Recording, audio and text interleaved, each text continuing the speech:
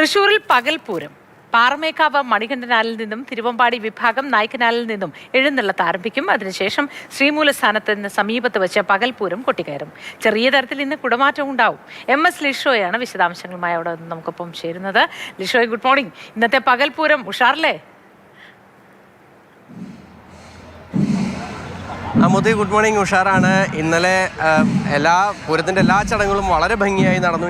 ഇപ്പോൾ നമുക്ക് നേരത്തെ പറഞ്ഞതുപോലെ തന്നെ തിരുവമ്പാടി പാറമേക്കാവ് വിഭാഗത്തിൻ്റെ പകൽപൂരത്തിൻ്റെ എഴുന്നള്ളിപ്പ് ഇപ്പോൾ ആരംഭിച്ചു കഴിഞ്ഞു. തിരുവമ്പാടി വിഭാഗം നായ്ക്കനാലിൽ നിന്നും പാറമേക്കാവ് വിഭാഗം മണികണ്ഠനാലിൽ നിന്നും ആരംഭിച്ചു കഴിഞ്ഞു. ഇനി 12 മണിയോടുകൂടിയായിരിക്കും ഇരു ഭഗവതിമാരും ഒന്നിച്ച് ഈ വടക്കുംനാഥ ക്ഷേത്രത്തിൻ്റെ ശ്രീമൂലസ്ഥാനത്ത് എത്തുക. അവിടെ വെച്ചായിരിക്കും ഉപചാരം ചൊല്ലി ഈ തവണത്തെ പൂരം കഴിഞ്ഞ് ഇനി അടുത്ത തവണ കാണാമെന്ന്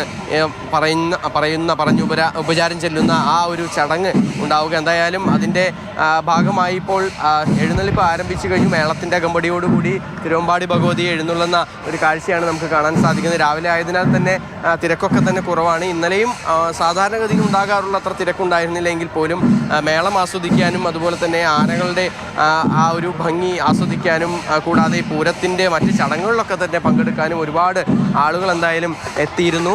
അപ്പോൾ അത്തരത്തിൽ ഇന്നും ആളുകളൊക്കെ തന്നെ എത്തിയിട്ടുണ്ട്. രാവിലെ തന്നെ ഫാമിലി ആയിട്ടൊക്കെ തന്നെ എത്തിയിട്ടുണ്ട്. അപ്പം ഇത്തവണത്തെ പൂരം എങ്ങനെ ഉണ്ടായിരുന്നു? നന്നായിരുന്നു. അപ്പോൾ ഇന്നിപ്പോൾ രാവിലെ പകൽപൂരൊക്കെ കണ്ട് ഉപചാരം ചൊല്ലി പിരിയുന്നൊക്കെ കണ്ട് മടങ്ങാൻ. അതെ. ഇന്ന് ഫാമിലി ആയിട്ട് എല്ലാവരും കൂടി ഒന്ന് വരാനായിട്ട്. ഇന്നലെയും വന്നിരുന്നു. ഇന്നലെ എങ്ങനെ? ഇത്തവണ തിരക്ക് കുറവായിരുന്നു. പൂരം കാണാൻ കുറച്ചുകൂടി ഒരു സൗകര്യം ഉണ്ടായിരുന്നു. അപ്പോൾ എന്തായാലും ആളുകളൊക്കെ തന്നെ ഉണ്ട്. ഒരുപാട് ആളുകളുണ്ട് ഇവിടെ. അവരൊക്കെ തന്നെ ഈ പൂരത്തിൻ്റെ ഒരു ആവേശത്തിൽ തന്നെയാണ്. എന്തായാലും ഇന്നിപ്പോൾ 12 മണിയോടുകൂടിയാണ് ഈ മേളം അവസാനിക്കുന്നതും പിന്നീട് 2 ഭഗവതിമാരും ഉപചാരം ചൊല്ലി പിരിയുന്നതും.